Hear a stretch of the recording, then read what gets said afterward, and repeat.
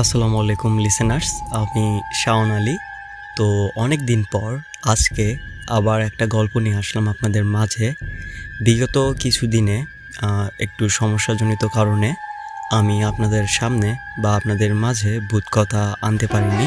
তো আজ থেকে আপনারা রেগুলার একটা করে ঘটনা পাবেন। প্রত্যেকটা দিন মানে সপ্তাহে 7টা দিনই আপনারা আমাদের থেকে ঘটনা পাবেন। এছাড়াও যদি আপনাদের কাছে কোনো ঘটনা ঘটে থাকে বা আপনাদের জানা কোনো ঘটনা থেকে থাকে, তাহলে অবশ্যই আমাদের ইনবক্সে বা আমাদের মেইলে আপনারা আপনাদের ঘটনা, আপনাদের ভয়েস ক্লিপ এগুলো পাঠাতে পারেন। তো বেশি কথা না বলে চলুন শুরু করা যাক আজকের ভূত কথা।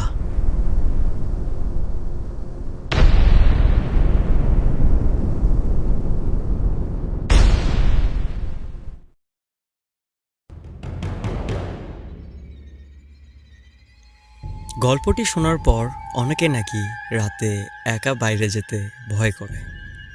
সারাদিন আকাশে মেঘে ঢাকা ছিল। বিকালের পর থেকেই শুরু হয় প্রবল বৃষ্টি। সন্ধ্যার কিছু আগে গ্রামের এক বৃদ্ধ হিন্দু ব্যক্তি হঠাৎ মারা গেলেন। ধর্মীয় নিয়ম অনুযায়ী যত দ্রুত সম্ভব তাকে দাহ করা দরকার, কিন্তু বৃষ্টির কারণে অপেক্ষা করতে করতে যেন রাত গভীর হয়ে এলো। রাত প্রায় 12:30। 4জন মিলে বাঁশের খাটিয়া মরদেহ নিয়ে গ্রামের শ্মশানের দিকে রওনা দিল। চারিদিকে শুধু বৃষ্টির শব্দ, মাঝে মাঝে বিদ্যুতের ঝলকানি আর কাদাময় সরু রাস্তা। হঠাৎ তাদের একজন খেয়াল করল খাটিয়া যেন আগের চেয়ে অনেক ভারী হয়ে গেছে। সবাই ভাবল হয়তো ভেজা কাপড় আর বৃষ্টির জন্যই এমন লাগছে। কিন্তু কয়েক মিনিট পর আরেকজন ফিসফিস করে বলল, খেয়াল করছিস খাটিয়া যেন মাঝে মাঝে নিজে থেকেই দুলছে? কেউ কোনো উত্তর দিল না। সবাই দ্রুত হাঁটতে লাগলো। হঠাৎ সামনে থাকা বড় বটগাছের কাছে পৌঁছাতেই প্রবল বাতাস বয়ে গেল, যেন একটা দমকা হাওয়া সবার শরীর ভেদ করে পার হয়ে গেল। সেই মুহূর্তে একটা বজ্রপাত আকাশ চিরে নিচে নামলো। আলোর ঝলকে তারা যেন দেখল দূরে সাদা কাপড় পরা একটি অবয়ব দাঁড়িয়ে আছে। পরের মুহূর্তেই অন্ধকার। আবার আলো জ্বলতেই সেখানে আর কেউ নেই। ভয়ে কেউ কিছু বলল না। হয়তো তারা আজ এমন কোনো ঘটনার সাক্ষী হবে যারা তারা স্বপ্নেও ভাবেনি। তারা শ্মশানে পৌঁছে গেল, নিয়ম মতো দাহের প্রস্তুতি নিল। আগুন জ্বালানোর কিছুক্ষণ পর অচমকা ঝোড়ো হাওয়া বইতে শুরু করলো। আগুন দপদপ করে জ্বলছে, অথচ আশেপাশে গাছের পাতাগুলো যেন স্থির।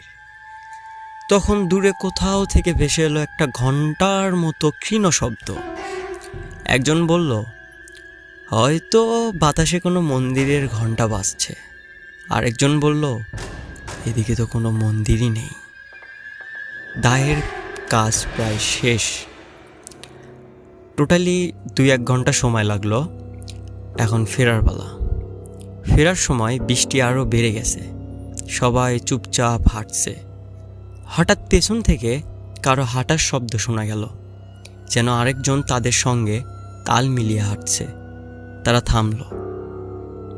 শব্দও থেমে গেল। আবার হাঁটতে শুরু করতেই সেই শব্দ আবার ফিরে এলো। সাহস করে একজন টর্চের আলো পেছনে ফেলল। কাদা ভেজা রাস্তায় তাদের নিজেদের পায়ের ছাপের পাশাপাশি আরেক জোড়া অস্পষ্ট পায়ের ছাপ দেখা যাচ্ছিল, কিন্তু আশেপাশে কাউকে দেখা গেল না। ভয় পেয়ে তারা দ্রুত গ্রামের দিকে দৌড় দিল। গ্রামের সীমানায় পৌঁছানোর পর হঠাৎ সব শব্দ থেমে গেল, যেন কিছুই ঘটেনি। পরের দিন সকালে কয়েকজন আবার শ্মশানে গিয়ে দেখে আগের রাতের বৃষ্টিতে চারপাশের সব পায়ের ছাপ মুছে গেছে, কিন্তু শ্মশান থেকে গ্রামে ফেরার পথে একটি অংশে অদ্ভুত কিছু পায়ের ছাপ তখনও স্পষ্ট ছিল। কিন্তু সেগুলো কার, কেউ বলতে পারেনি।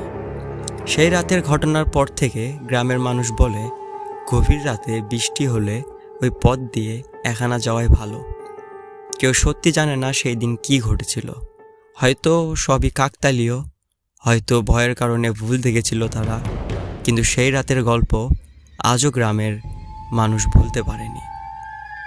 তো ঘটনাটি এতদূর পর্যন্তই ছিল।